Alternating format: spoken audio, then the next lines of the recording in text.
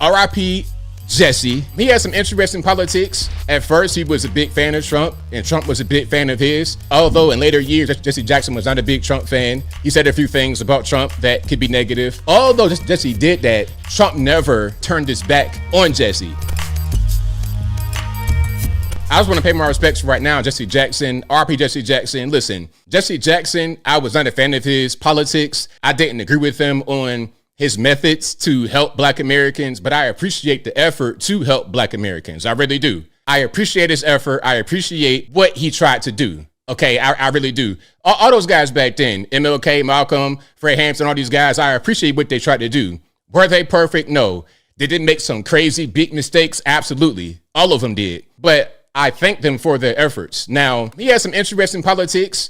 You know, he's gone back and forth. At first, he was a big fan of Trump, and Trump was a big fan of his. And one thing about Trump, not to make it be about Trump specifically, but I want to talk about Trump for a minute here, because Trump was always, in my humble opinion, one of us. Let me show you a picture. This is who I remember. He reminds me of your white cousin that then grew up with you, your white frat member, okay, your white Q dog or something like this, okay, your white Q dog, shout out to the Qs, the crazy white boy in the hood, that's Donald Trump right there. Y'all know how it go. For all my white guys and white girls that grew up in the hood with me, y'all already know what it is. Don't even try to play games, okay? That's who Trump always reminded me of. He was always an honorary Black person. He was always a friend to the Black community. He always looked out for us for as long as I can remember, going all the way back to the 80s. Do you know that he gave Jesse Jackson free office space in 40 Wall Street, Trump Tower, New York City? When we opened this Wall Street project and we talked about it, he gave us space at 40 Wall Street, which was to make a statement about our having a presence there. He came to me at the end of the session and he said, listen, I want some office space in your building on Wall Street, because the wall on wall will fall. And I said, it's okay, Jesse, I'll make a good deal with you. I'll get you some space. You'll pay about $40 a foot. And he said, no, I don't want to pay 40. I said, how about 30? No. It was the cheapest deal I ever made in the history of 40 Wall Street. Is that right? He got it for nothing. He's a very tough negotiator. We know that, right? Nah, he's a terrific guy. We love him, and I'm here for him. We love him. We're here for him. We had a great time. I gave him free office space. That's the racist? Make it make sense. I don't understand. Now, remember, people said that Trump got sued for not wanting to rent to Black people in the 70s. That's what they say, right? And they say he didn't want to rent to Black people in the 70s. He's a racist. He didn't want any Black folks in his buildings. But yet you give a Black man free office space in 40 Wall Street right there in Manhattan in the Trump Tower. Make it make sense. Make it make sense. It doesn't compute. And if it doesn't make sense at a certain point, it's probably not true. And in this case, obviously, it's not true that he's a racist. Speaking about boxing, he was one of the main guys who supported Mike Tyson and Don King, because a lot of the fights were at the Trump Casino, I believe, were Atlantic City, if I'm not mistaken. Trump always had our back. He always looked out for us. We always loved him, respected him, and embraced him, until some white liberals got on TV and said that he was a racist. I don't believe in that. If I see you as somebody that's a friend, I ain't gonna turn my back on you. It won't be as easy as some random person that I don't know telling me that you are a bad person. I wanna watch you, your actions, what you do, how you conduct yourself. I wanna see that from myself rather than taking by somebody else's word for it. I don't do that. And Trump is equally loyal, because although in later years, Jesse Jackson was not a big Trump fan, he said a few things about Trump that could be negative. Although Jesse did that, Trump never acted funny. He never changed his mind. He never turned his back on Jesse. He was always like, you know what, that was my friend. He was gregarious. He's a piece of work. You know, always being a loyal friend to Jesse, because Jesse was always a good friend to him, even if not always in public. And he ran for president twice. He ran in 1984 and 1988. And it was one Donald Trump who assisted him in both of his presidential runs, again, in 84 and 88. In terms of reaching out and being inclusive, he's done that too. And created for many people a comfort zone when I ran for the presidency in 84 and 88.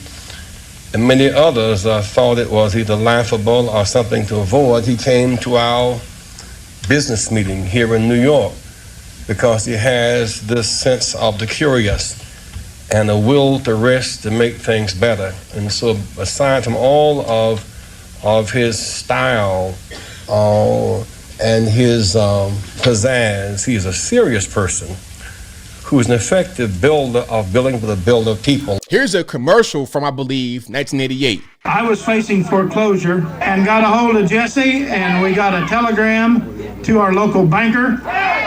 He offered to come sit down at a mediation table and try to work this thing out between myself and my bankers. And we wound up going through some reorganization, giving some things back, but we still got every acre, and we're going to farm, and we're going to continue to farm.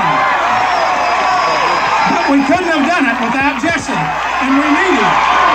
There we go. Now, those hats look awfully familiar, don't they? Those hats look very familiar. Is it just me? Am I tripping? Am I seeing things? They look very familiar. I'm just saying. And I wonder how much of this came from Donald Trump's pocket. Y'all let me know. Now, let's fast forward. This is today at the White House for the Black History Month celebration. I want to begin by expressing our sadness at the passing of a person who I knew very well. Jesse was a piece of work, I want to tell you. He was a piece of work, but he was a good man. He was a real hero, and I just want to pay my highest respects to Reverend Jesse Jackson. He's a good man. He was actually, as you got to know him, he got better and better all the time. A lot of people, you get to know him, they get worse and worse. Jesse got better and better. But I knew him well long before becoming president, and he really was special with lots of personality, grit, and street smarts. You would say Jesse had serious street smarts, right? A very important ingredient to life, I will tell you. He was gregarious and someone who truly loved people and a force of nature. He was somebody that we're going to greatly miss. And on behalf of everyone here today, I know you join me in sending our condolences to the entire family. Had a great family. There we go. One thing I noticed is that your NBC, ABC, all the alphabet letter news outlets have kind of moved past Jesse. It's like kind of an afterthought. It's like, okay, we're going to put out a little tribute. We're going to put out a couple videos and move on. Okay, next thing. Okay, Donald Trump is a fascist. Donald Trump is a racist. Back to the regular scheduled program. Hey, Jesse then died. Let's make 1 or 2 videos on social media and then move on. That's kind of what I'm seeing from the mainstream media. Now, maybe I'm seeing things incorrectly. Maybe I'm biased. Maybe I'm seeing things through the Republican lenses, but I don't think so. I think I'm seeing that the Democrats here, the left, don't really care about Jesse. They don't really care about anything except for when it becomes an opportunity to attack Trump. I saw quite a few videos saying RIP Jesse. I wish it was the orange man instead. So you're going to take the opportunity right there to make it be about trying to hurt Trump or have something happen to Trump, to delete Trump. That's going to be where your mind goes. Totally ridiculous. And then they'll say that Trump is wrong for making it about him when Jesse died. But I got a question. Have you guys ever experienced somebody dying that you know? Friend, family member, whatever, that you knew personally. You had experiences with them. You were hanging out with them. Maybe you guys grew up together. Maybe it was your relative, your friend, whoever. When they die, what do you think of? All the positive moments, all the positive experiences you had with that person. So then when someone asks you about him, you're going to talk about that. Hey, he was a great guy. Love hanging out with him. We used to always go play football in the field, and then when his daughter was born, I was there. It was a beautiful moment. His wife is so nice. She cooked us food. You'll talk about those moments you had with them while they were living that you cherish. That's what I always did. I don't know about everybody else. Maybe people are different. Okay, maybe people are different. When your friend died, you just talk about, I don't know what you say when your friend died, or somebody in your family or something like that. I don't know what you say. Should you just go to the Wikipedia page and read it? Is that what you should do? Okay, so they say, Trump, what's your take on him dying? Well, he was a great civil rights icon. He was a great leader. He was with MLK on the balcony. Is that what you're going to say? No, you're going to talk about your experiences with him. So again, shout out to Trump and RIP Jesse Jackson. Like I say, I may not agree with his political stance, really, but it doesn't matter because I appreciate his effort to help us in the Black community. And I think that everybody should at least appreciate that. What was he, 84 years old? Long life. He was on the balcony with MLK when MLK got hit. But yeah, definitely somebody that should be appreciated, although it's not perfect.